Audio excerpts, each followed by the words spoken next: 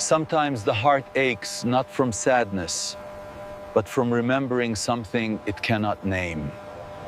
In Kabbalah, we call this ache, the longing of the soul for the infinite light, Ein Sof.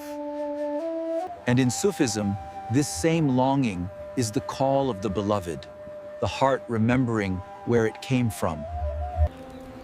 Two paths, two languages, one longing.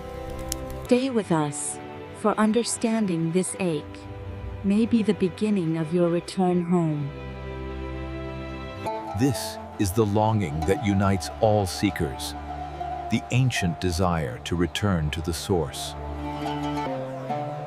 These streets feel ancient, as if memory itself is breathing here. It is said every stone here remember a prayer.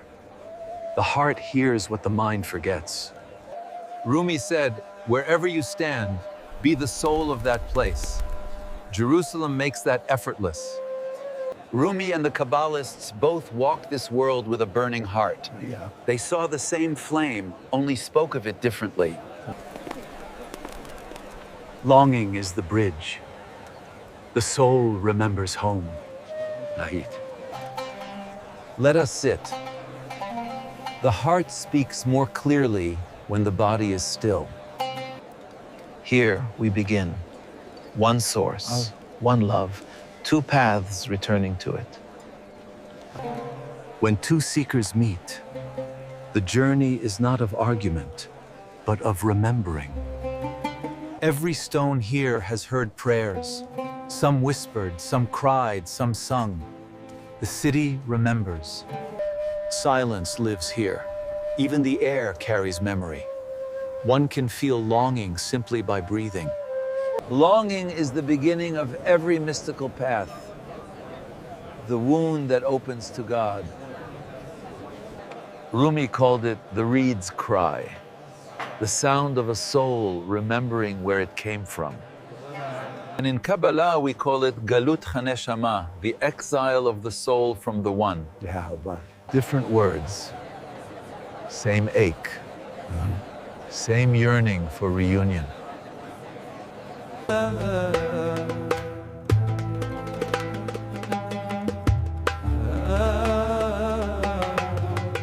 In the Zohar, love is described as flame, always rising, always reaching upward. Rumi says the same. Love is the flame that burns away everything, the beloved. The flame is the same. The flame is the same. Only the lamps differ. Then perhaps our traditions are not two paths, but two windows looking into the same light. The one light, the infinite, the beloved, always waiting, always calling. Rumi says, we are the reed, cut from the reed bed. Our song is the sound of separation. In the Zohar, the soul is described as a spark exiled from the infinite flame. It descends, forgetting where it came from, yet it remembers through longing. So longing itself is proof of origin. We only yearn for what we already knew.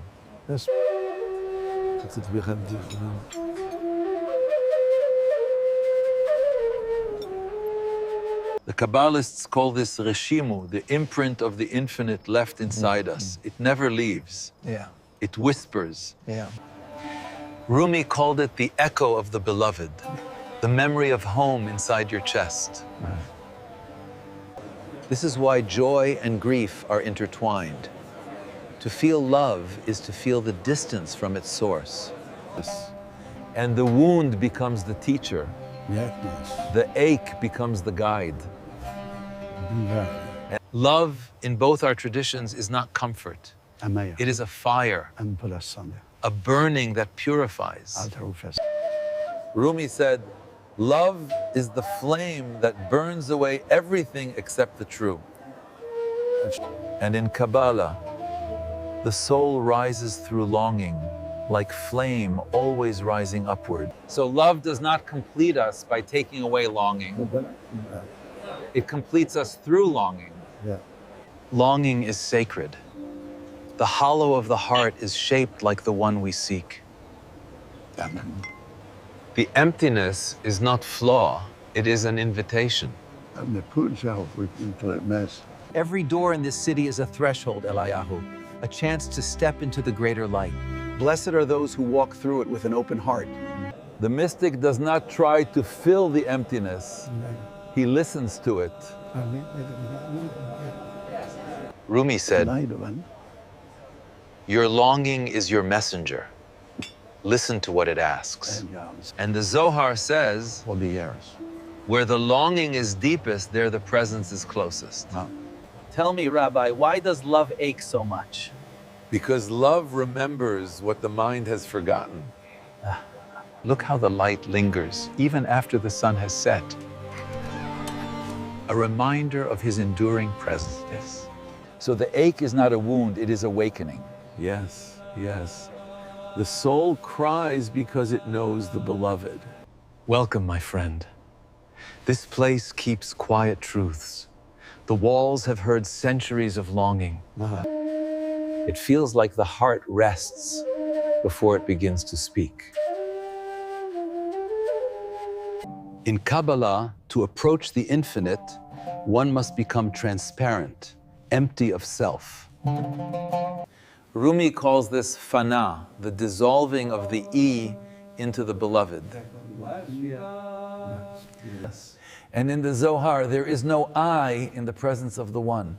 Not because the self is destroyed, but because it becomes fulfilled. Yes. So ego is not the enemy, only the veil. When the veil lifts, only love remains. When the ego falls away, the soul recognizes itself as part of the whole, the one breath. Rumi said, the drop becomes the ocean, yet the ocean was always within the drop. In Kabbalah, the soul is not separate from the infinite. It is a ray of the infinite, temporarily believing itself to be alone. And love is the memory of our unity. The moon is calling the ocean home. Yes. Love is not a feeling. Yes, feeling. It is the recognition of the one In the two. and longing is how the two return to one. Not with the T. The mystic does not chase love. Maybe, He becomes space for love to reveal itself. And when the heart is empty of self, the beloved arrives without invitation. The soul finds peace in this stillness. This is why silence is sacred. Silence removes the walls. Silence is not the absence of sound, it is the absence of separation. Rumi said, become silent, and you will hear the beloved speaking inside you. When we say one, it is not a number. It is the absence of two. Yes. The lover and the beloved dissolve into one flame.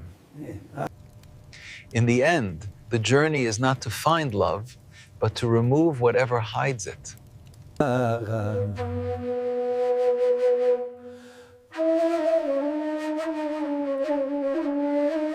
Allahu Akbar. Ashhadu an la ilaha illa Allah. Here, the world feels open. The heart can breathe. It is in such silence that longing begins to speak. Yes. Longing is the first prayer, not words but ache, the soul remembering the one it came from.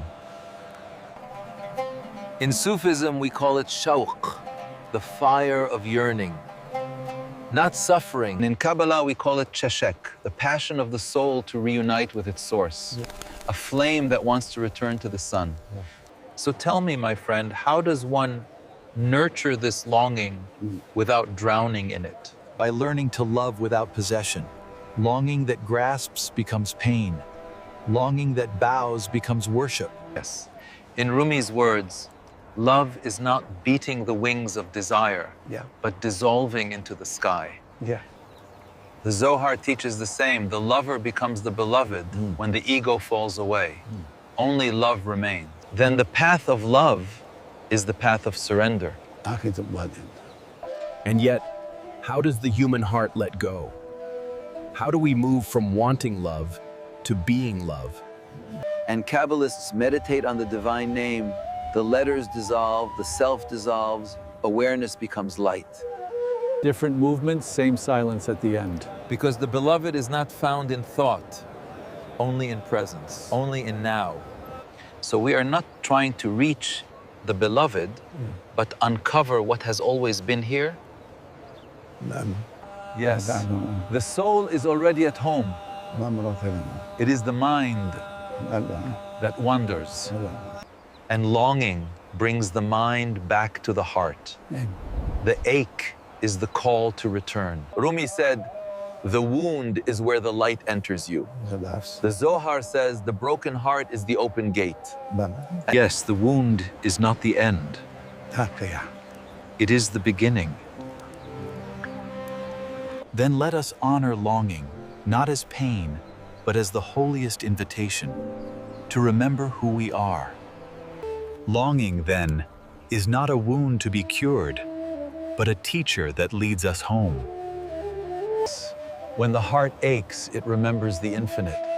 Without longing, we would sleep inside forgetfulness forever. And this remembering feels like love and loss at the same time. Because what we seek has never left us, yet we cannot grasp it. The soul touches eternity, but the mind cannot hold it. So how do we live in this state? This tenderness that is both joy and ache. By loving without needing to own, by honoring the ache but not collapsing into it, by trusting that the divine is already here. In Sufism, we say, when I am emptied of myself, I overflow with him. And the Kabbalists teach, when the vessel becomes still, the light fills it. The meaning is the same. Then longing is the polishing of the heart. The more we feel, the more we shine. And when the polishing hurts, what do Sufis do then? We surrender. We say, let the beloved shape me. The heart bows and becomes spacious. And in Kabbalah, we breathe. One slow. One slow breath. One name. Returning to the center. Because love does not belong to any path, only to the one who calls us.